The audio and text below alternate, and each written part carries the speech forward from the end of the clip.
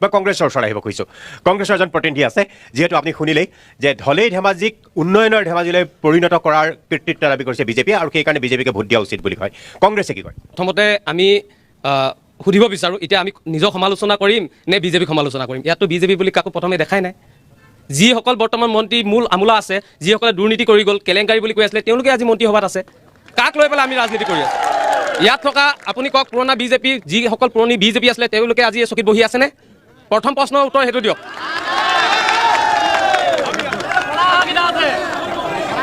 আৰু আটাইতকৈ ডাঙৰ কথা তেওঁলোকে কৈ আছে স্কুল বিদ্যালয় আজি শিক্ষামন্ত্ৰী ৰণোজ পেগুক আমি ভোট দিব লাগে 1800খন স্কুল বন্ধ কৰিছে তেখেতে ধেমাজিৰ শিক্ষামন্ত্ৰী তেখেতে কিন্তু তাৰ পৰিৱৰ্তে মদৰ দোকান বৃদ্ধি কৰিছে আৰু এটা ডাঙৰ কথা আজি এজন শিক্ষামন্ত্ৰীয়ে নাজানে কেতিয়া মেট্ৰিকৰ এক্সাম হ'ব কেতিয়া হাই ছেকেণ্ডাৰীৰ এক্সাম হ'ব আৰু তেখেতৰ দিনত আটাইতকৈ লজ্জাজনক বিষয় চিলাপথাৰত এজন পৰিদৰ্শকক মাৰপিট কৰি তেখেত হস্পিটেলত সংকটজনক অৱস্থাত ভৰ্তি হৈ আছে আটাইতকৈ ডাঙৰ কথা তিনিচুকীয়া ফিলবাৰীত এজন ছাত্ৰক মৰিয়াই হত্যা কৰা হ'ল এইটো ধেমাজিবাসী হিচাপে আমি লজ্জাবোধ কৰিছোঁ এয়া উন্নয়ন বুলি নকয় ধন্যবাদ নিশ্চয় এতিয়া কংগ্ৰেছৰ কথা হৈছে যে তেওঁ মূল প্ৰথমকৈ তেওঁ লক্ষ্য কৰি লৈছে বিশেষকৈ ধেমাজিক প্ৰতিনিধিত্ব কৰা শিক্ষামন্ত্ৰীগৰাকীক আৰু ইয়াৰ লগতে কৈছে যে এয়াই উন্নয়ন নহয় মই অসম গণ পৰিষদৰ ওচৰলৈ আহিব কৈছোঁ মই আহিম পুনৰ বিৰোধীৰ ওচৰলৈ অসম গণ পৰিষদ দলৰ কোন আছে যে বিশেষকৈ আপোনালোক সহযোগী দল যে কি বিচাৰে যে ধেমাজিত অসম গণ পৰিষদৰ ভেটি বৰ্তমান কিমান শক্তিশালী হয় নিশ্চয় আমাৰ অসম গণ পৰিষদ ধেমাজিত আপোনাৰ সকলোৱে জানে এটা সময়তো দুৰ্গ আছিলে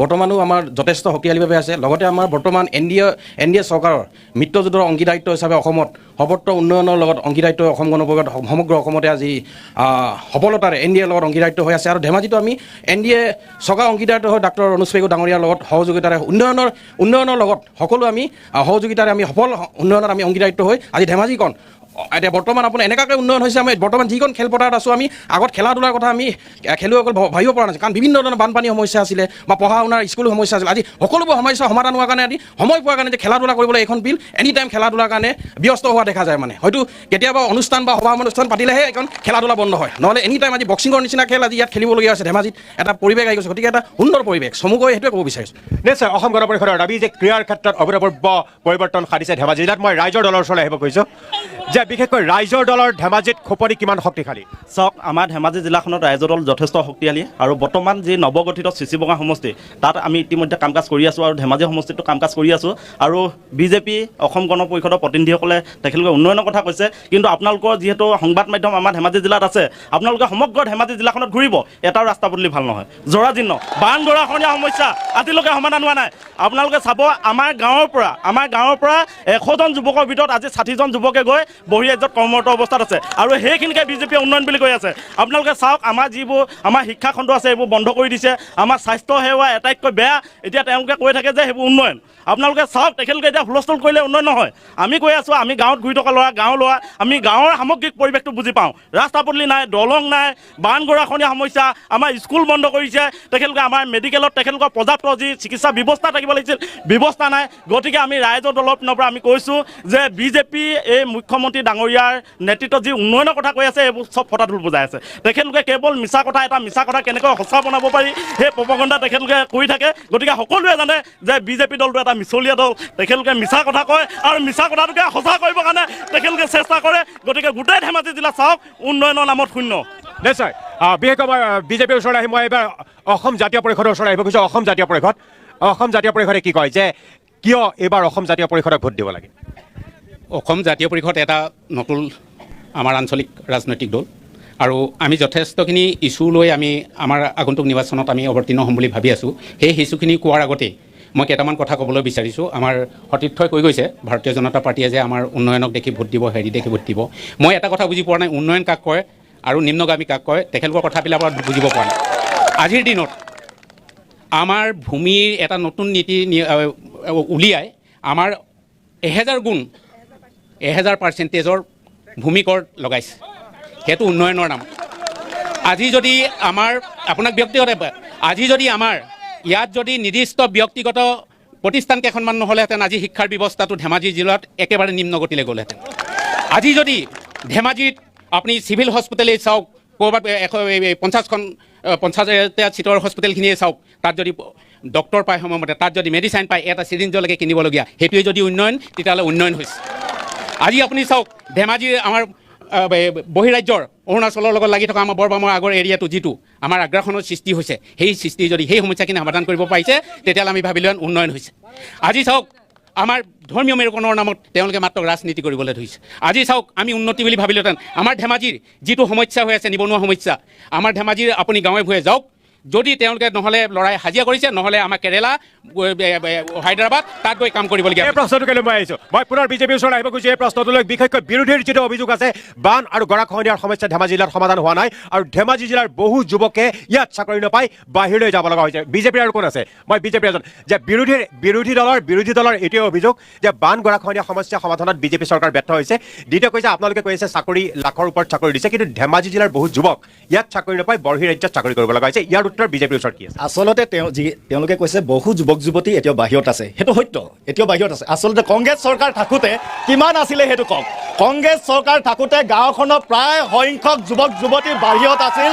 আমাৰ গাঁৱৰ প্ৰত্যেক ঘৰ মানুহৰ প্ৰতিটো নিবনুৱা লোৱা 4 চনৰ আগত বাহিৰত আছিল, কেৰেলাত আছিল, বেংগলোৰত আছিল, তাত হাজিৰা কৰি ঘৰ চলাবলগীয়া হৈছিল, কাৰণ ধেমাজিত বানপানী আছিল। ধেমাজিৰ বান সমস্যা সমাধানৰ কাৰণে আমি অন্বেষণ কৰিবলগীয়া আছিল, ৰাজপথত বহি আন্দোলন কৰিবলগীয়া হৈছিল। সেই ধেমাজি, সেই সম্ভাৱনাময় সেই ধেমাজিক সেই সম্ভাৱনাক সম্পদলৈ ৰূপান্তৰ কৰি ধেমাজি আজি উন্নয়নৰ গতিত আগবাঢ়িছে। অসমৰ এখন আগশাৰী জিলা হিচাপে প্ৰতিষ্ঠিত হৈছে আৰু তেওঁলোকে কৈ আছে ৰাস্তা পদূলি উন্নয়ন হৈ আছে।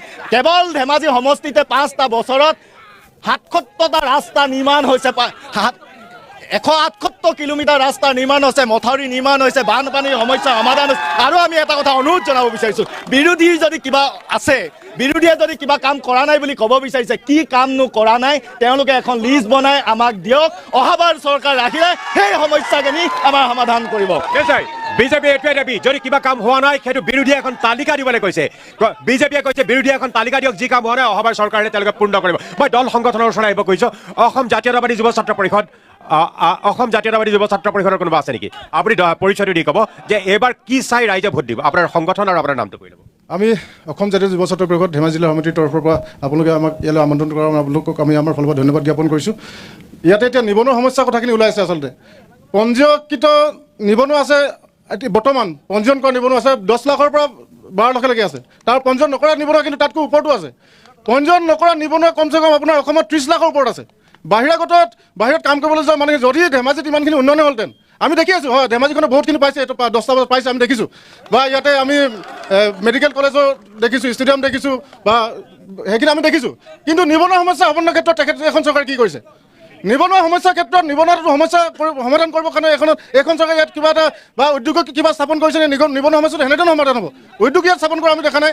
আমি সেইকাৰণে অসম জাতীয় যুৱ ছাত্ৰ পৰিষদৰ পৰা আমি এটা আহ্বান জনাইছোঁ যে নিবনুৱা সমস্যা সমাধানৰ ক্ষেত্ৰত এখন চৰকাৰ বা আগন্তুক যিখন চৰকাৰে আহে তেখেতলোকে তাত আগবাঢ়িবলৈ, উদ্যোগ স্থাপন কৰাৰ ক্ষেত্ৰত আগবাঢ়িবলৈ আমি আশা ৰাখিছোঁ। আৰু এটা কথা ইয়াতে আমি ক'ব বিচাৰিছোঁ, আমাৰ এতিয়া বৰ্তমান এটা নতুনকৈ এটা সমষ্টি এটা সৃষ্টি হৈছে, চিচিবগা সমষ্টি। এই চিচিবগা সমষ্টিটো পোৱাৰ ক্ষেত্ৰত, চিচিবগা সমষ্টিটো সংৰক্ষিত মুক্ত হোৱাৰ ক্ষেত্ৰত কিন্তু 20 বছৰমান ধেমাজিবাসী ৰাইজ, চিচিবগাবাসী ৰাইজে এটা প্ৰতিবাদ কৰি আহিছিল, বা এটা তেখেতলোকে তেখেতলোকে আগবাঢ়ি আছিল যে এইটো সংৰক্ষণমুক্ত আমাৰ এটা লাগে। কিন্তু আমি সেইকাৰণে বিচাৰিছোঁ যিসকলে এই ক্ষেত্ৰত 20 বছৰ তেখেতলোকে সংগ্ৰাম কৰি পেলাই চিচিবগা সমষ্টিটো পাইছে, আমি যিসকলে সংগ্ৰাম কৰি পেলাই চিচিবগা সমষ্টিটো পোৱাৰ ক্ষেত্ৰত কিন্তু আমি চিচিবগাবাসী ৰাইজ বা আমি ধেমাজিবাসী ৰাইজ এইটো বিচাৰোঁ যে যিসকলে সংগ্ৰাম কৰি পেলাই 20 বছৰ সংগ্ৰাম কৰি পেলাই এই সমষ্টিটো পাইছে তেখেতলোকক যাতে ৰাইজে বিচাৰে। নিশ্চয়। আৰু দল সংগঠন কৰি আগত থিয় হৈ দিলে মোৰ সুবিধা হয়। আন দল সংগঠন আপোনাৰ পৰিচয় দি পেলাই ক'ব যে কি চাই ভোট দিব ৰাইজে। বিশেষকৈ মই অসম জাতীয়তাবাদী যুৱ পৰিষদৰ পৰা আহিছোঁ, উজ্জ্বল কুমাৰ চুতীয়া। যিহেতু আমি কংগ্ৰেছৰ যি অপশাসন আছিলে সেই অপশাসনৰ পৰা পৰিত্ৰাণ পাবৰ কাৰণে আমি বিজেপি নেতৃত্বাধীন চৰকাৰখনক শাসনলৈ আনিছিলোঁ। কিন্তু আমি যি আশা আকাংক্ষা লৈ তেওঁলোকক শাসনলৈ আনিছিলোঁ, আমি তাৰ সম্পূৰ্ণ ওলোটা শৰ মৰা তেখেতলোকক দেখিবলৈ পালোঁ। যিসকল প্ৰকৃত বিজেপি আছিল আজি সেইসকল বিজেপি নাই, কিন্তু সেই মানুহসকল আহিল, তেওঁলোকে অকল চোলাটো সলালে। সেয়ে আমি কৈছোঁ যে আমি যি আশা কৰিছিলোঁ সেই আশা বাস্তৱত ৰূপায়িত হোৱা নাই। আৰু ৰণোজ পেগু ডাঙৰীয়া এজন প্ৰতিভাৱান মন্ত্ৰী আৰু তেখেত এজন প্ৰতিভাৱান কণ্ঠ আছিলে। আজি তেখেতৰ পৰা ধেমাজিয়ে বহু আশা কৰিছিলে, বাস্তৱত কিন্তু সেয়া আমি তেখেতৰ পৰা পোৱা নাই। তেখেতৰ পৰা যি ধৰণৰ আশা কৰিছিলোঁ সেই ধৰণৰ আমি আশা পোৱা নাই। আজি আমি শিক্ষা ক্ষেত্ৰত আমূল পৰিৱৰ্তন বিচাৰিছিলোঁ, আমি স্বাস্থ্য ক্ষেত্ৰত আমূল পৰিৱৰ্তন দেখিছিলোঁ। তেখেতলোকে আমাৰ যিখন চিকিৎসা মহাবিদ্যালয় স্থাপন কৰিছে সেইকাৰণে তেখেতলোকক আদৰণি জনাইছোঁ। সমান্তৰালকৈ তেখেতলোকে যিখন খেলপথাৰ নিৰ্মাণ কৰিছে উন্নত মানদণ্ড, তাৰ কাৰণে আদৰণি জনাইছোঁ। কিন্তু যিজন কল্যাণ গগৈ ক'লে যে তেওঁ আছুৰ দিনত আন্দোলন কৰিছিলে, ঠিক এতিয়াও বানপানী মুক্তৰ কাৰণে যিখন চৰকাৰে কৈছে সেই সময়তো কিন্তু আমি মথাউৰি নিৰ্মাণৰ কাৰণে প্ৰতিবাদ কৰিছোঁ আৰু ৰাজপথলৈ ওলাই আহিবলৈ আহিছোঁ। চৰকাৰখনে ৰাস্তা নিৰ্মাণ কৰিবলৈ, পথ নিৰ্মাণ কৰিবলৈ অজস্ৰ ধন দিছে, কিন্তু প্ৰকৃততে ঠিকাদাৰসকলে সেই কাম কৰিছেনে? লোক নিৰ্মাণ বিভাগে সেই কাম সুচাৰুৰূপে চাইছেনে? সেইসকল দুৰ্নীতিমুক্ত অসমৰ কথা কোৱা সেইসকলে কিয় সেই ৰাস্তাবিলাক বা সেই পথবিলাক নিৰাময় কৰোঁতে দুৰ্নীতি হৈছে? আমাৰ ৰাস্তাৰ কাষেদি আপোনালোকৰ য'ত অনুষ্ঠান হৈছে গৌৰৱ পথ নিৰ্মাণ কৰিছে প্ৰায় 2 কোটি টকা দি। এই গৌৰৱ পথটো সেই 15 নং ৰাষ্ট্ৰীয় ঘাইপথৰ পৰা অলপ আহি দেখিব আপোনাৰ সেইটো বহি গৈছে। 2 কোটি টকীয়া ৰাস্তাটো কি কাৰণে বহি যাব লগা হ'ল? তাৰ তদন্ত হ'বনে? বিজেপিৰ ওচৰত আহিব খুজিছোঁ পুনৰবাৰ। বিজেপিৰ বিৰুদ্ধে দুৰ্নীতিৰ অভিযোগ আছে, দুৰ্নীতি অনিয়মৰ বিজেপিৰ কোনে ক'ব? FCI যি দুৰ্নীতি হৈছে চেণ্ট্ৰেল গভৰ্ণমেণ্টৰ এটা বিষয়, গতিকে কেন্দ্ৰীয় চৰকাৰে ইয়াৰ তদন্ত প্ৰক্ৰিয়া কৰি আছে। গতিকে কেন্দ্ৰীয় চৰকাৰৰ তদন্তৰ প্ৰক্ৰিয়াত মই ভাবোঁ আমি মাত মাতিব বিশেষ নাই। আৰু ৰাইজৰ দলৰ প্ৰতিনিধিগৰাকীয়ে যিটো কথা কৈছে, ৰাইজৰ দলৰ উৎপত্তি হৈছিল ভূমিৰ অধিকাৰৰ কাৰণে, আৰু আজি আপোনালোকে সমালোচনা কৰিবৰ কাৰণে যদি সমালোচনা কৰিছে সেইটো সুকীয়া কথা, কিন্তু আজি তাৰিখত ৰাইজৰ দলৰ ব্যক্তিসকলে বুকুত হাত থৈ চৰকাৰখনক ধন্যবাদ দিব লাগে। এই চৰকাৰখনে খিলঞ্জীয়া ভূমিপুত্ৰক আজি যি ধৰণে মাটি পট্টা দিছে, আজিও ধেমাজিত 33,000 গৰাকী হিতাধিকাৰীক মাটি পট্টা দিছোঁ। অসমত প্ৰায় 1 লাখ মাটি পট্টা ইতিমধ্যে দিয়া হৈছে। গতিকে ৰাইজৰ দলে আজি তাৰিখত এই কথাটো তেওঁলোকে অকপতে হ'লেও স্বীকাৰ কৰাটো মই বিচাৰোঁ। মই কংগ্ৰেছৰ ওচৰলৈ আহিছোঁ। বিজেপিৰ এইটো দাবী যে তেওঁলোকে মাটিৰ পট্টা দিছে, মাটিৰ পট্টা দিয়াটো অন্যতম সফলতা হিচাপে দাবী কৰিছে আৰু নিকা চাকৰিৰ দাবী কৰিছে। মই কংগ্ৰেছৰ ওচৰলৈ আহিছোঁ। কংগ্ৰেছ নমস্কাৰ, মই প্ৰাগ নিউজত ধন্যবাদ জনাইছোঁ। মাটি পট্টাৰ বিষয়ে এখেতে কৈছে, মই খিলঞ্জীয়া পুত্ৰ হৈ মোক মাটি পট্টাৰ নামত কিমান দিছে? 50 লোচা। মই পাব লাগে কিমান? 50 লোচা। মই পাব লাগে কি 50 লোচা? মই ভূমিপুত্ৰ হৈ এই চৰকাৰে মাটি পট্টাৰ নামত এই চৰকাৰে বনিয়া গোষ্ঠীক মাটি চঞ্জাই দিছে। আমাৰ কিবা ট্ৰাইবেল জনজাতিৰ মাটিক কৰ্পৰেট গোষ্ঠীক বেচিছে হাজাৰ হাজাৰ লাখৰ ভিতৰত। এতিয়া মই 500 টকা দি বিনিময় বসুন্ধৰা 03 মই আধা বিঘা তাৰমানে 50 হাজাৰ মাটি পাব লাগে নেকি? মই জন্মগত মোৰ ভূমিপুত্ৰ, মোৰ অধিকাৰ থকা মাটিক মই 10 বিঘা 30 বিঘা 29 বিঘা পাব লাগে। মই আজি এইয়া মোৰ আছে, চাওক আপুনি চাব পাৰে। আজি CM দি গৈছে। তেওঁলোকৰ এটাই কথা যে মাটিৰ পট্টা পোৱা নাই, যে বিজেপি শাসিত এই চৰকাৰৰ দিনত অৰুণাচল চৰকাৰ লুইণ্ডৰ আছে আমাৰ এইটো লক্ষীপথাৰ মোক মাৰিবলৈ আহিছিলে। এই অসমৰ বগুলি ইমান টকা মাটিক অৰুণাচল গতাই দিছিলে বিজেপি চৰকাৰ। জনজাগৰণ মঞ্চৰ প্ৰতিনিধি আছে যে হয়, আপোনালোকে কি কয়, কিহৰ ভিত্তিত ভোট দিব? আপোনালোকৰ এজেণ্ডা কি? নাই, আমি বিজেপি চৰকাৰক এটাই কথা, ইহঁতৰ দমন নীতি, অন্যায়, ন্যায়ৰ পক্ষত নাই, পুলিচ প্ৰশাসনক ব্যৱহাৰ কৰি পেলাই আজিৰ সভ্যতাৰ যুগত অসভ্য আচৰণ কৰে। গণতান্ত্ৰিকটোক শেষ কৰি দিছে, গণতান্ত্ৰিক নাইকিয়া কৰি দিছে। আৰু দ্বিতীয় কথা কি, উন্নয়নৰ নামত আজি তাৰিখত নল আছে, জল নাই। আজি ৰাইজক সোধক, গৈ ৰাইজক সোধক, ঠিকাদাৰসকলক ধনী কৰাইছে, কিন্তু ৰাইজে পানী পোৱা নাই। সেই কথাটো কিন্তু সত্য। আপোনালোকে নিজে গৈ চাওক, কিছুমান জেগাত এতিয়াও ৰাইজে একো ভাল পানী পোৱা নাই। এনেকা কৰিছে য'ত ঠিকাদাৰসকলক ধনী কৰাইছে, ৰাইজে কিন্তু দুখীয়াত পালে দুখীয়া আৰু তললৈ গৈ আছে, দুখীয়া হৈ গৈ আছে। যিকেইটা অভিযোগ আনিছে সেই অভিযোগকেইটা আপোনালোকৰ বিৰুদ্ধে হৈছে যে নল আছে, জল নাই, 1 নম্বৰ। আৰু দ্বিতীয় এটা কথা কৈছে ভূমি, আপোনালোকে খিলঞ্জীয়াক ভূমি নিদি পেলাই আদানী আম্বানীৰ দৰে পুঁজিপতিক ভূমি দিছে। এই দুটা অভিযোগৰ উত্তৰ বিজেপিৰ ওচৰত কি আছে? চাওক, প্ৰথম কথাত ক'ব বিচাৰিছোঁ যে অভিযোগ আনিব লাগে বুলিয়ে যে অভিযোগ আনি আছে, আচলতে জলটো পোৱা নাই বুলি তেখেতে কৈছে। যদি আপুনি কালি প্ৰেক্টিকেলি যায় পাই আছে, আৰু এইটো পাবৰ কাৰণে ইতিমধ্যে ক'ৰবাত যদি অলপমান অসুবিধা হৈছে, এইটো ৰিপেয়াৰিঙৰ কাৰণে পঞ্চায়তক হেণ্ডঅভাৰ কৰিছে, আৰু পঞ্চায়তে নিৰাপদে ধুনীয়াকৈ চলাই আছে। আৰু ভূমিৰ কথা কৈছে, ইয়াতে অলপ আগতে মোৰ মৰমৰ দাদা এজনে কৈছে যে নিবনুৱা সমস্যাৰ কথা ক'লে। নিবনুৱা সমস্যা সমাধান কৰিবৰ কাৰণে আমি এডভান্টেজ আছাম 2.0 ইতিমধ্যে আৰম্ভ হৈছে, আৰু বিনিয়োগকাৰীসকল আহিব বিচাৰিছে। আৰু বিনিয়োগকাৰীসকল যেতিয়া আহিব বিচাৰিব, আপুনি মাটি দিব নিবিচাৰিব, আপুনি আন্দোলন আকৌ আৰম্ভ কৰিব। নিবনুৱা সমস্যা কেনেধৰণে সমাধান হ'ব? হয়নে? নিবনুৱা সমস্যাটো সমাধান কৰিবৰ কাৰণে আমি বিনিয়োগকাৰীসকলক আনিব লাগিব, আমি ইণ্ডাষ্ট্ৰী আনিব লাগিব, ইণ্ডাষ্ট্ৰী বনাবৰ কাৰণে মাটি অলপমান দিব লাগিব।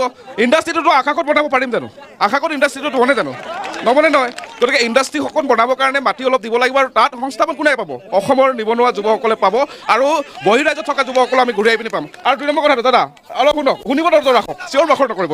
চাওক, এইখন চৰকাৰে নিবনুৱা সমস্যা সমাধানৰ কাৰণে মেধাভিত্তিত 1 লাখ নিবনুৱা ইতিমধ্যে 1.5 লাখ ইতিমধ্যে দিলে আৰু যিসকলে মানে মেধা বা পঢ়াত ভাল হোৱা নাই ইহঁতকো স্কিল আপ কৰিবৰ কাৰণে স্কিল ডেভেলপমেণ্ট আৰম্ভ কৰিছে যে আমি যদি ভালকৈ পঢ়িব পৰা নাই আপুনি যদি ভালকৈ পঢ়িব পৰা নাই তেতিয়াহ'লে আপোনাৰ স্কিলটো ক'ত আছে এই স্কিলটো ডেভেলপ কৰাৰ কাৰণে আৰম্ভ কৰিছে আৰু স্কিল ডেভেলপমেণ্টৰ প্লেচিং ইতিমধ্যে বিভিন্ন জেগাত কোনোবা ইলেক্ট্ৰিচিয়ান হৈছে কোনোবা প্লাম্বাৰ হৈছে কোনোবা বেলেগ ধৰণৰ কোনোবা নাপিত হৈছে নিজে সংস্থাপন কৰিছে আৰু নিবনুৱা সমস্যাটো সমাধান হৈছে আৰু স্বাৱলম্বী হৈছে আৰু যিসকলে ডিগ্ৰী পাছ কৰি থৈছে তেখেতসকলে চাকৰি পাবলৈ সক্ষম হোৱা নাই তেখেতসকলৰ কাৰণে CM ট্ৰিপুলে দিছে যে আপুনি উদ্যোগী হওক আপুনি এণ্টাৰপ্ৰেনাৰ হ'বৰ কাৰণেও আপোনাক সুযোগ এখন চৰকাৰে দিছে নিশ্চয় মই TMPৰ প্ৰতিনিধিৰ ওচৰলৈ আহিব কৈছোঁ বিশেষকৈ এই অঞ্চলটোত বিশেষকৈ প্ৰভাৱশালী ছাত্ৰ সংগঠন হিচাপে আপোনালোকে কি কয় যে মিচিং জনগোষ্ঠীৰ কাৰণে কিবা কৰিছে হয় নমস্কাৰ মোৰ নাম সনাতন দলে TMPকে ধেমাজি ডিষ্ট্ৰিক্ট সমিতিৰ ছেক্ৰেটাৰী ইয়াতে আচলতে আমি যি দেখিম তাকেই ক'ব লাগিব বৰ্তমান সময়ত যিটো চলি আছে দেখাটোক নেদেখা নিচিনা ক'লে নহয় বিগত সময়ছোৱাত যিটো পৰিৱৰ্তন আহিছে বা যিটো উন্নয়নৰ কথাটো সেইটো শলাগিবই লাগিব সেইখিনি কথাটো আৰু বৰ্তমান চৰকাৰখনে বিশেষকৈ ছাত্ৰ সমাজটোৰ কাৰণে বা যিসকল ছাত্ৰ ছাত্ৰী বৰ্তমান ভালকৈ পঢ়ি চাকৰি ল'ম এনেধৰণৰ সপোন দেখি যিসকল ল'ৰা ছোৱালী কৰি আছে আৰু যিসকল অভিভাৱকে কষ্ট কৰি পঢ়াই আছে তেওঁলোকৰ কাৰণে এটা ভাল সুযোগ বুলি ভাবোঁ এই চৰকাৰখনে এনেধৰণৰ কাম কৰি আছে আৰু বিশেষকৈ আমি মিচিং অধ্যুষিত অঞ্চল হিচাপে বা যিবিলাক আমাৰ অধ্যুষিত অঞ্চলৰ মানুহখিনি মাটি পট্টা পাব পৰা নাছিলে মাটি পট্টা পাবৰ কাৰণে 4 বিঘা মাটি যদি ম্যাদী কৰিব লাগে 1 বিঘা মাটি বিক্ৰী কৰিবলগীয়া হৈছিলে আগৰ দিনৰ কথাটো কিন্তু বৰ্তমান চৰকাৰখনে মাটি পট্টা আজি তাৰিখত হাতে দিয়াৰ ব্যৱস্থা কৰিছে অসমৰ আই মাতৃসকলক গাঁৱত থকা আই মাতৃসকলক সবলীকৰণৰ কাৰণে উদ্যমিতা আঁচনিৰ জৰিয়তে তেওঁলোকে মানে আই মাতৃসকলক নিজে স্বাৱলম্বী অৰ্থনৈতিকভাৱে স্বাৱলম্বী হোৱাৰ কিছুমান কাম কৰিছে চ' মই ভাবোঁ কি মানে বৰ্তমান চৰকাৰখনে অসমৰ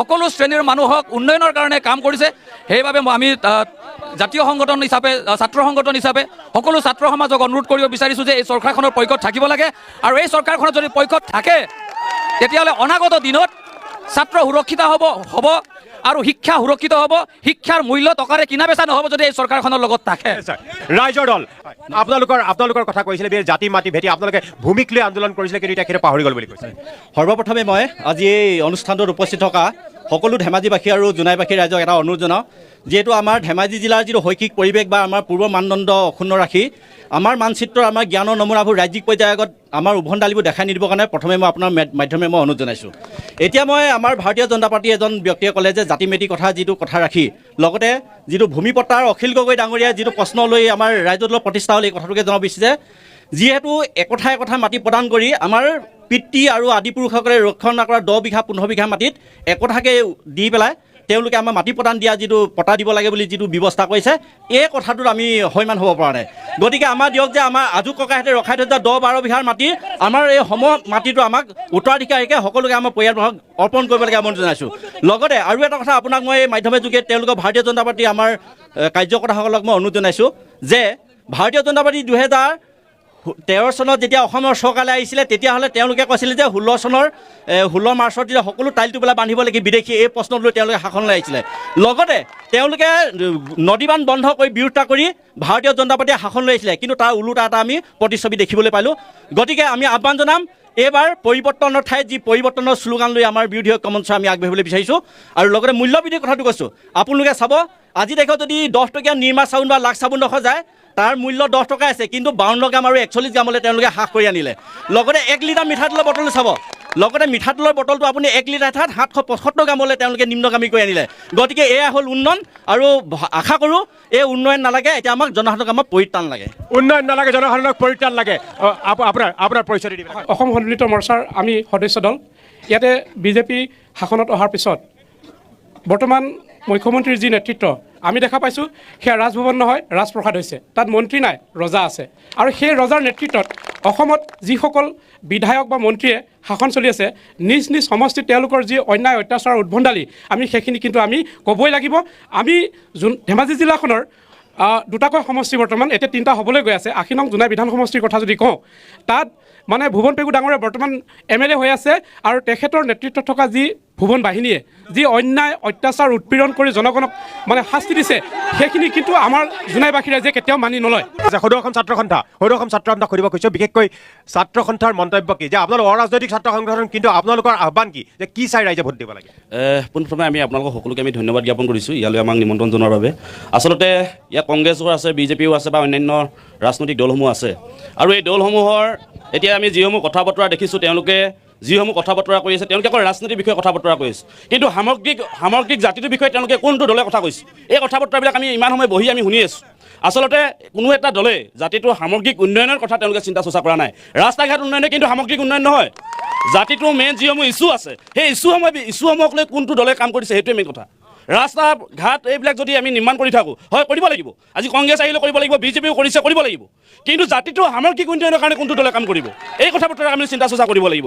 আমি বিধায়ক পালোঁ ধেমাজিত, আমি ৰণোজ পেগু ডাঙৰীয়াক পালোঁ। আমি এটা সৌভাগ্য যে আমি এজন দক্ষ বিধায়ক পালোঁ, ৰণোজ পেগু ডাঙৰীয়াক পালোঁ, তেওঁ এগৰাকী শিক্ষামন্ত্ৰী হ'ল, কিন্তু দক্ষতাৰে তেওঁ কাম কাজসমূহ কৰিছে নাই এই কথা বতৰাবিলাক আমি চাব লাগিব। কাৰণ দক্ষতাৰে তেওঁ যদি কাম কাজ কৰিলে হয়, আজি আমাৰ যিসমূহ চৰকাৰী বিদ্যালয় আছে সেই বিদ্যালয়ৰ আন্তঃগাঁথনিসমূহ কেনেধৰণে হৈ আছে এই কথা বতৰাবিলাক তেওঁলোকে চিন্তা চৰ্চা কৰিছেনে? আজিও বহু বিদ্যালয় আছে, বহুখন বিদ্যালয়ত আজি এজনীয়া শিক্ষকে কিন্তু পাঠদান কৰি আছে, যি সময়ত আমি ছাত্ৰ সন্থাই বিদ্যালয় আমি নিৰ্মাণ কৰিবলৈ আমি বাধ্য হৈ পৰিছোঁ। গতিকে ল'ৰা ছোৱালী কমৰ কাৰণে নহয় কথাষাৰ আপোনালোকে বিজেপিসকলে আমাৰ ছাত্ৰ সন্থাৰ লগত কথাবিলাক আমাক নক'ব। আমি ৰাজনীতি কৰিবলৈ অহা নাই, কিন্তু সামগ্ৰিক উন্নয়নৰ কথা ক'ব বিচাৰিছোঁ, ছাত্ৰ ছাত্ৰী উন্নয়নৰ কথা ক'ব বিচাৰিছোঁ। ছাত্ৰ ছাত্ৰী উন্নয়নৰ কাৰণে আমি চিন্তা চৰ্চা কৰিছোঁ। গতিকে আপোনালোকে ছাত্ৰ ছাত্ৰী উন্নয়নৰ কথা চিন্তা চৰ্চা কৰিব লাগিব। এজনীয়া শিক্ষকে পাঠদান কৰি আছে, ইয়াত বিজেপি কংগ্ৰেছৰ সকলো লিডাৰ আছে, সকলো লিডাৰৰ ছাত্ৰ ছাত্ৰীসকলে চৰকাৰী স্কুলত বিদ্যালয়ত তেওঁলোকৰ ছাত্ৰ ছাত্ৰীসকলক পঢ়াবলৈ পঠিয়াইছে নাই পঠিওৱা? যদি নাই পঠিওৱা কিয় পঠিওৱা নাই? এজনীয়া শিক্ষকে কাৰণ এখন বিদ্যালয় পৰিচালনা কৰিব নোৱাৰে। গতিকে উপযুক্ত শিক্ষাৰে শিক্ষিত হ'ব লাগিব আমাৰ ছাত্ৰ ছাত্ৰীসকল, আৰু উপযুক্ত শিক্ষা পাবৰ কাৰণে উপযুক্ত শিক্ষকৰ কিন্তু ব্যৱস্থা গ্ৰহণ কৰিব লাগিব। আপুনি অসম গণ পৰিষদ NDA হিচাপে যে বহুকেইটা অভিযোগ আপোনালোকৰ নেতৃত্বাধীন চৰকাৰখনৰ বিৰুদ্ধে আহিছে। এজনীয়া শিক্ষামন্ত্ৰীৰ সমষ্টিত এজনীয়া শিক্ষকেৰে বহু বিদ্যালয় চলি আছে, এই অভিযোগটো আহিছে, ইয়াৰ উত্তৰ কি হ'ব? প্ৰথমে আপোনাক ধন্যবাদ জনাইছোঁ। এতিয়া যিটো আমাৰ ছাত্ৰ সন্থাৰ সন্মানীয় প্ৰতিনিধিগৰাকী যিটো কথা উত্থাপন কৰিলে, আচলতে আমি জনাত বৰ্তমান সময়ত ধেমাজি সমষ্টিত কোনো এখন বিদ্যালয় এজনীয়া শিক্ষকত চলি থকা নাই, প্ৰথম কথা। দ্বিতীয় কথা হ'ল আমাৰ সমষ্টিৰ মাননীয় বিধায়ক তথা অসম চৰকাৰৰ মাননীয় শিক্ষামন্ত্ৰী মহোদয়ে দায়িত্ব লোৱাৰ পিছত আমাৰ ধেমাজি সমষ্টিত, গোটেই অসমৰ কথাটোতো আছেই, সকলোৱে দেখিছেই, কিন্তু ধেমাজি সমষ্টিত যথেষ্ট শিক্ষাৰ ক্ষেত্ৰত আন্তঃগাঁথনি উন্নয়নৰ পৰা আদি কৰি বিভিন্ন ক্ষেত্ৰত যথেষ্ট উন্নয়ন হৈছে, আৰু এই কথাটো কোনো নুই কৰিলে আমি নামানিম। কাৰণ তথ্য সহকাৰে যদি কয় বেলেগ কথা, এনেই হুলস্থুল কৰি এনেই বেলেগ এটা বাতাবৰণ সৃষ্টি কৰি এনেকৈ নহ'ব। আমি সকলোৱে জানে যে কথাবোৰ তথ্যভিত্তিক হ'ব লাগে, আপোনালোকে এনেই হুলস্থুল কৰিলে নহ'ব।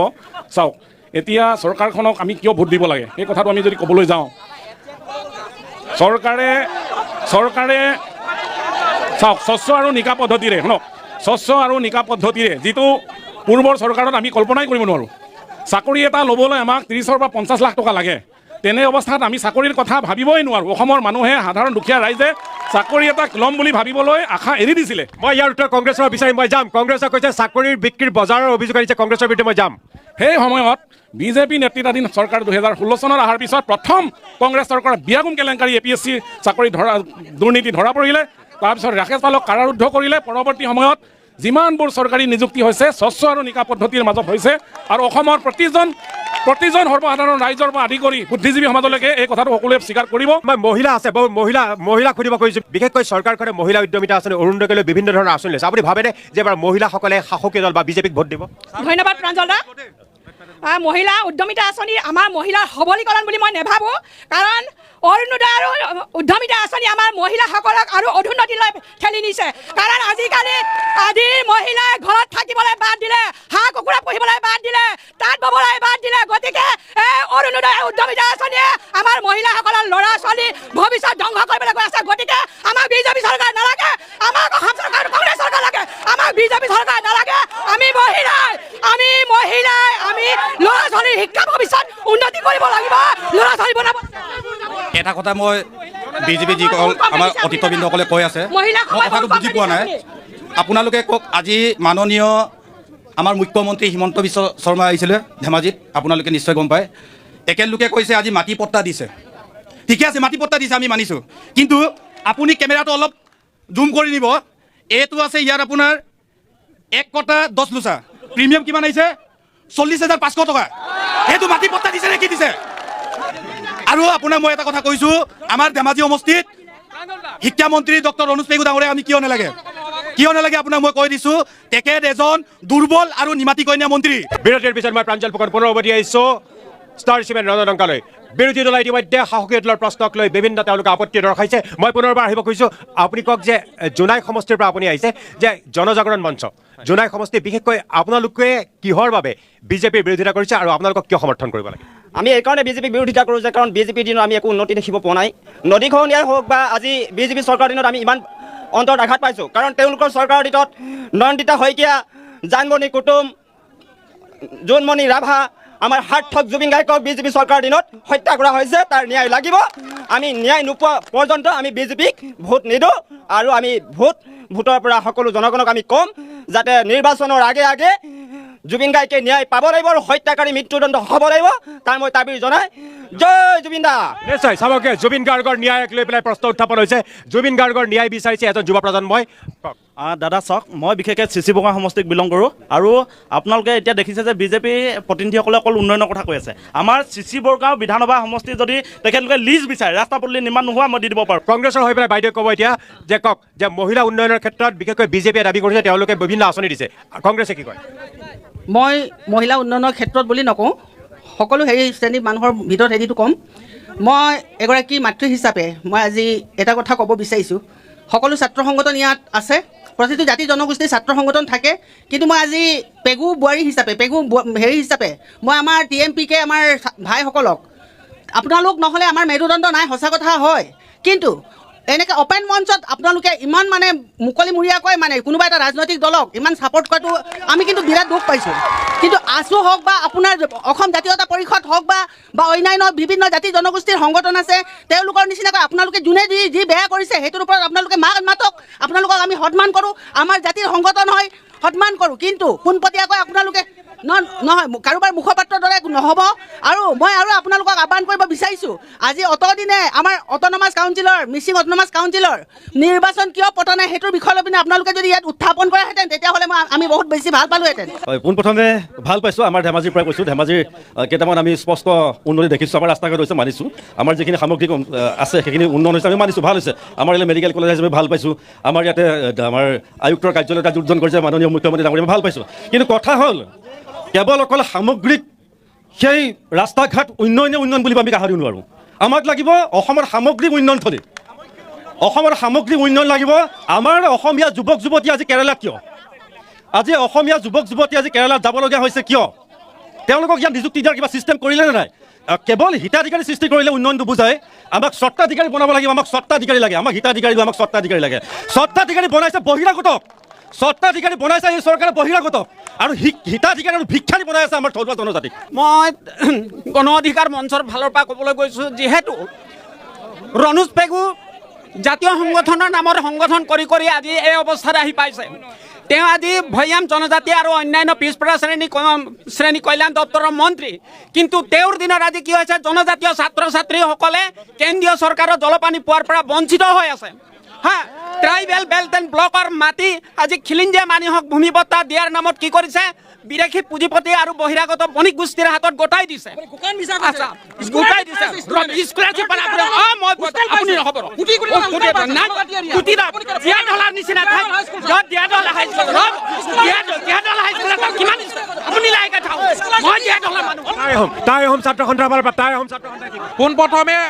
পোনপ্ৰথমে বিজেপিৰ কৰ্মীসকলক চৰ্দাৰ বিজেপি কৰ্মীসকলক মই টাই আহোম ছাত্ৰ সন্থাৰ তৰফৰ পৰা আহ্বান জনাইছোঁ আপোনালোকে এটা শব্দ অন্তত উঠাই লওক আপোনালোকে নক'ব যে আপোনালোক খিলঞ্জীয়াৰ পক্ষত আপোনালোক যদি খিলঞ্জীয়াৰ পক্ষত কয় কাহানি আপোনালোকে বাংলাদেশী বুজা অসমীয়াক জাপি নিদিয়ে আপোনালোকে নক'ব যে আপোনালোকে খিলঞ্জীয়াৰ পক্ষত যদি খিলঞ্জীয়াৰ পক্ষত কাৰ্বি আংলঙত খিলঞ্জীয়া অসমীয়াই কান্দিবলগীয়া নহয় খিলঞ্জীয়া অসমীয়া গৌৰৱেগ ধনি দিবলগীয়া নহয় আৰু কথা আপোনালোকে কৈ আছে আপোনালোকে কৈ আছে উন্নয়নৰ ধেমাজি সপোনৰ ধেমাজি মই কৈছোঁ শুনক তাই আহোম ছাত্ৰ সন্থাৰ কৰ্মীসকলে কৈছোঁ শুনক মই আহোম মোৰ গাঁওখনত বসবাস কৰা 99% লোক আহোম মোৰ গাঁৱত যোৱা কেতিয়াও ৰাস্তা নাই এতিয়াও বেকাৰীৰ লগত বাস কৰি আছোঁ মই খিলঞ্জীয়া নহয় নেকি যদি মই খিলঞ্জীয়া হয় মোৰ ৰাস্তাটো কিয় হোৱা নাই 2 নম্বৰ কথা আপোনালোকে কৈ আছে উন্নয়নৰ কথা চিচি বৰগাঁও বিধানসভা সমষ্টিত কেতিয়াবা 4 চুক আপোনালোকে ঘূৰিছেনে 4 চুক নুঘূৰাকৈ বিজেপি কৰি ইয়াত আপোনালোকে যিসকলে সমালোচনা কৰিছে তেওঁলোকক দম দিবলৈ আহিছে আপোনালোকে কোন হয় গণতান্ত্ৰিক অধিকাৰ উত্তৰটো মই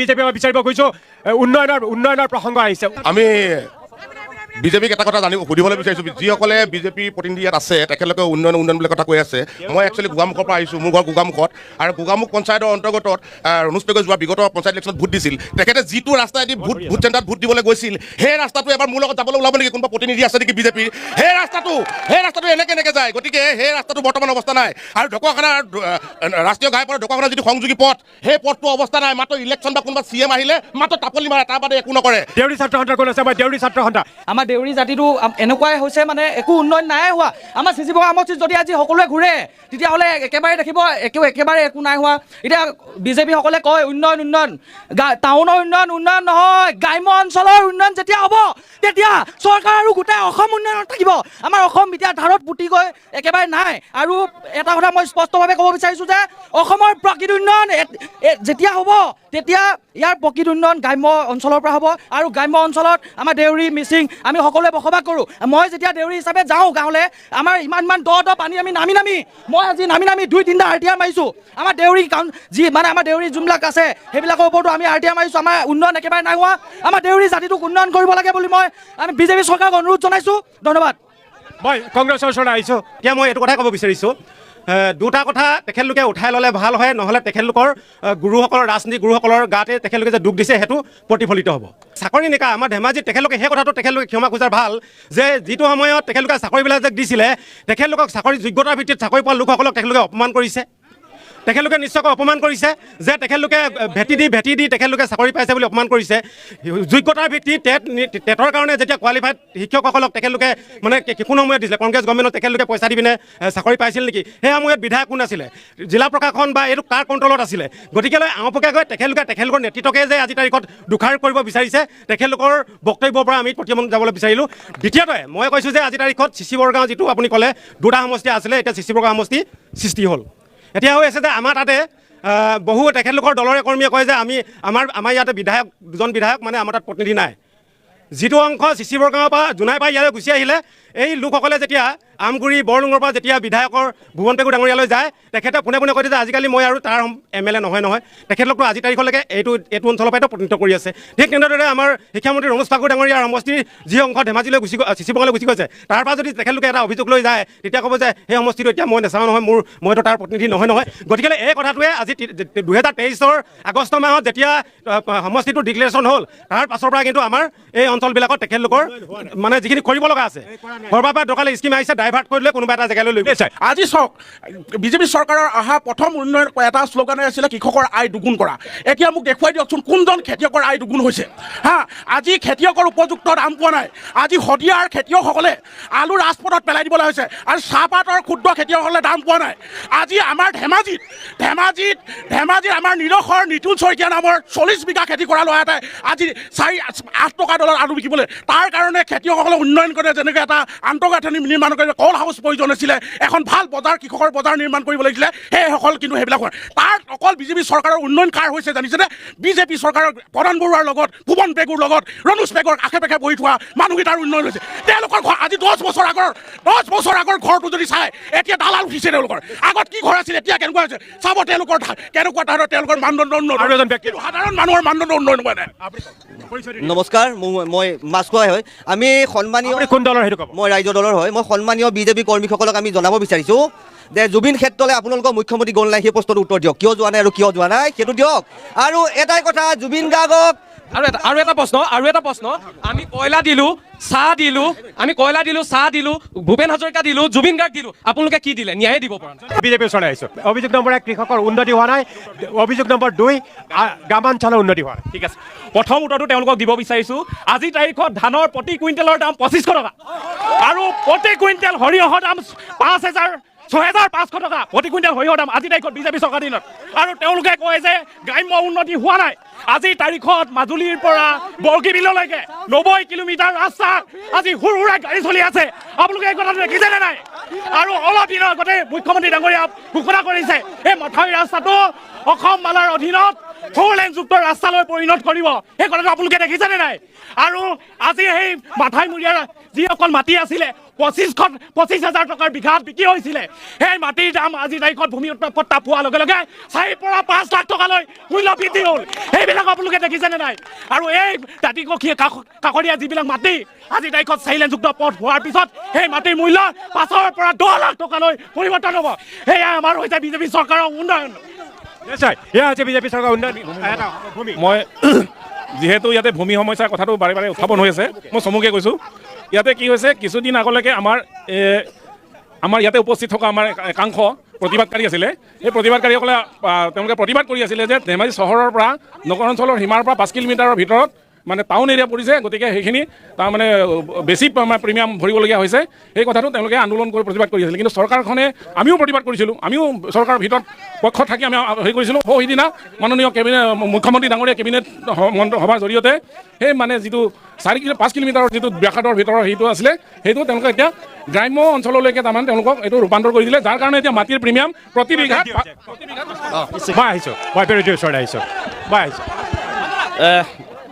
এতিয়া বিজেপি আৰু কংগ্ৰেছে তেওঁলোকৰ ৰাজনৈতিক কথা বতৰাবিলাকৰ কথা কৈ আছে।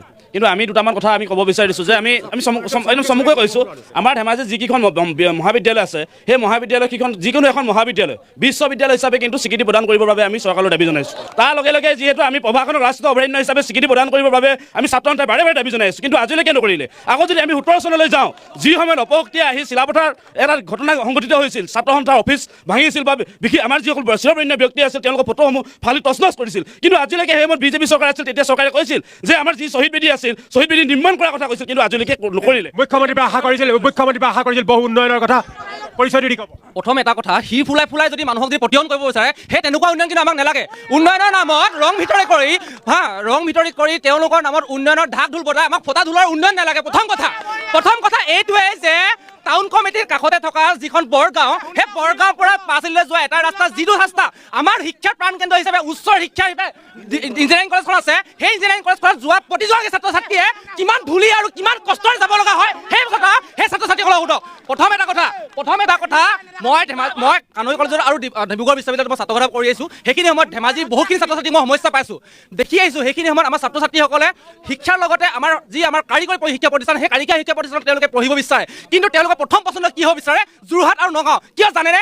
আমাৰ ধেমাজিত থকা যিখন আমাৰ চাৰিআলি যিখন আমাৰ ITI আছে, সেই ITIখনত কিন্তু আজিকালি শিক্ষা ব্যৱস্থা নাই, তাত কিন্তু মানুহে গৰু চৰাব যায়। নমস্কাৰ। অকল কেইটামান আলি পদূলি আৰু কেইটামান বিল্ডিং হ'লেই যে উন্নয়ন এইটো নহয়। সামগ্ৰিকভাৱে বিজেপি চৰকাৰ দিনত উন্নয়ন হোৱা নাই। আৰু বিশেষকৈ মই জোনাই সমষ্টিৰ মানুহ, মই এক্সাম্পল হিচাপে জোনাই CHCত হয় বিল্ডিং হৈছে, কিন্তু ক্ৰেককৈ বিল্ডিংটো বনাইছে। তদুপৰি আৰু তাত পৰ্যাপ্ত পৰিমাণৰ কৰ্মচাৰী নাই তাত, আৰু যিটো হস্পিটেলৰ কিবা যি সা সঁজুলি একেবাৰে নাই, আৰু যিটো নৰ্মেল ডেলিভাৰী মই এক্সাম্পল হিচাপে দিব পাৰোঁ। আজি চৰ্বেন কুটুমৰ মিছেছ আজি ধেমাজি চিভিলত আহিব লগা হৈছে, নৰ্মেল ডেলিভাৰীও কৰিবৰ এটা কেপাচিটি নাই, পৰ্যাপ্ত পৰিমাণৰ কিবা নাই। আৰু জোনাইৰ যিটো পৰিস্থিতি, ভুৱন পেগুৰ নেতৃত্বত যি হৈছে, এটা গুণ্ডাৰাজ চলি আছে ইয়াত। কোনো ৰাজনীতি দলে তাত কেম্পিং কৰিব নোৱাৰে। বিশেষকৈ 6 নৱেম্বৰ তাৰিখে মোৰ ঘৰত এটা 26জনীয়া দুৰ্বৃত্তৰ দলে আক্ৰমণ কৰি মোক অন্য ৰাজনীতিক দলত যায় বুলি এনেকৈ আক্ৰমণ কৰে। ভুৱন পেগুৰ নেতৃত্বত গুণ্ডাৰাজ জোনাই সমষ্টিত চলি আছে। সেইকাৰণে তাৰ বিশেষ ব্যৱস্থা আমি কৰিব লাগিব আৰু পৰিৱৰ্তন আমি আনিব লাগিব, বিকল্প ব্যৱস্থা আনিব লাগিব। মোৰ নাম মনোজ চমুৱা, মই যুৱ প্ৰজন্মৰ হয়, আৰু লগতে মই চিচিবগা বিধানসভা সমষ্টিৰ মই বাসিন্দা। আপোনাৰ বক্তব্য? মোৰ বক্তব্য হ'ল কি, প্ৰথম কথা আপোনালোকে ইয়াতে অনুষ্ঠান কৰিবলৈ আহিছে, স্থানীয় যিটো সমস্যা আৰু সম্ভাৱনাৰ বিষয়ে কথা পাতিবলৈ আহিছে। গতিকে আমি স্থানীয় যুৱক হিচাপে ক'ব বিচাৰোঁ যে মই হাবুঙৰ বাসিন্দা, হাবুং অঞ্চলৰ বাসিন্দা। আমি যোৱা 30-35টা বছৰে আমি জীয়াঢল নদীৰ তাণ্ডৱ দেখিছিলোঁ, কিন্তু NDA চৰকাৰ হোৱাৰ পিছত সেই তাণ্ডৱ আৰু বিভীষিকা নাই, সেইটো একদম সঁচা কথা। আৰু দ্বিতীয় কথা হ'ল, আহোমৰ ঐতিহ্য সূৰ্য বীৰ্য হাবুংখন আজি আপোনাৰ NDA চৰকাৰ হোৱাৰ আগত বাঁহৰ দলেঙেৰে যাতায়াত কৰিব লগা হৈছিল, নাৱেৰে যাতায়াত কৰিব লাগে, কিন্তু এতিয়া হাবুং পৰ্যটন কেন্দ্ৰলৈ ৰূপান্তৰিত হৈছে। আৰু তাৰ আশে পাশে থকা যিসকল লোক আছে, তেওঁলোকে তাতে ব্যৱসায় প্ৰতিষ্ঠান দি নিজকে আত্মনিৰ্ভৰশীল কৰি তুলিবলৈ সক্ষম হৈছে। এই বাতাবৰণৰ পৰিৱেশ NDA চৰকাৰৰ সৃষ্টি কৰিছে। আৰু তাৰ লগে লগে আমি কওঁ আমাৰ যিহেতু নৱগঠিত চিচিবগা বিধানসভা সমষ্টি আমি কেনেকুৱা প্ৰাৰ্থী বিচাৰোঁ আমি নৱগঠিত চিচিবগা বিধানসভা সমষ্টি এগৰাকী শক্তিশালী সুশিক্ষিত উচ্চ শিক্ষিত তেনেধৰণৰ আমি প্ৰতিনিধি বিচাৰোঁ যিয়ে বিধানসভাত আমাৰ বিষয়বিলাক সবলভাৱে উত্থাপন কৰিব পাৰে আৰু আমাৰ যিবিলাক আমাৰ জাতি জনগোষ্ঠীৰ যিবিলাক সমস্যা আছে সেই সমস্যাসমূহ সবলভাৱে উত্থাপন কৰি যিহেতু আইন প্ৰণয়নৰ কাৰণে আমি পঠাম যিহেতু বিধেয়ক উত্থাপন সেইবিলাক বিধায়কে সবলভাৱে উত্থাপন কৰাটো বিচাৰিছে বিশেষকৈ দেখা গৈছে যে এইবাৰ ৰণদংকা কাৰ্যসূচীত আমি ধেমাজিত দেখিবলৈ পাইছোঁ বিশেষকৈ উন্নয়নৰ প্ৰশ্নলৈ প্ৰশ্ন উত্থাপিত কৰিছে বিৰোধীয়ে আৰু শাসকীয় পক্ষই কৈছে যে উন্নয়ন যথেষ্ট পৰিমাণে হৈছে ইয়াৰ লগতে স্থানীয় বিষয়সমূহেও কিন্তু আজি ৰণদংকাত বিশেষ তাৎপৰ্য বহন কৰিছে আৰু শিক্ষামন্ত্ৰী ডক্টৰ ৰণোজ পেগুলে প্ৰশ্ন উত্থাপিত হৈছে যে কি কৰিলে শিক্ষামন্ত্ৰীয়ে আৰু এই সময়তেই ইয়াকে লৈ আজি ধেমাজিত মই ৰণদংকা ইমানতে সামৰিব খুজিছোঁ ৰণদংকাৰ এই উত্তেজিত পৰিৱেশৰ মাজতেই বিভিন্ন প্ৰশ্ন উত্থাপিত হৈছে ষ্টাৰ চিমেণ্ট ৰণদংকা টাইটেল স্পনচাৰৰ ষ্টাৰ চিমেণ্ট হৰ ঘৰ মে ষ্টাৰ আৰু সকলোকে ধন্যবাদ জনাই আজিলৈ ধেমাজিৰ পৰা এই ৰণদংকা অনুষ্ঠানৰ পৰা মই প্ৰাঞ্জল ফুকনে বিদায় লৈছোঁ।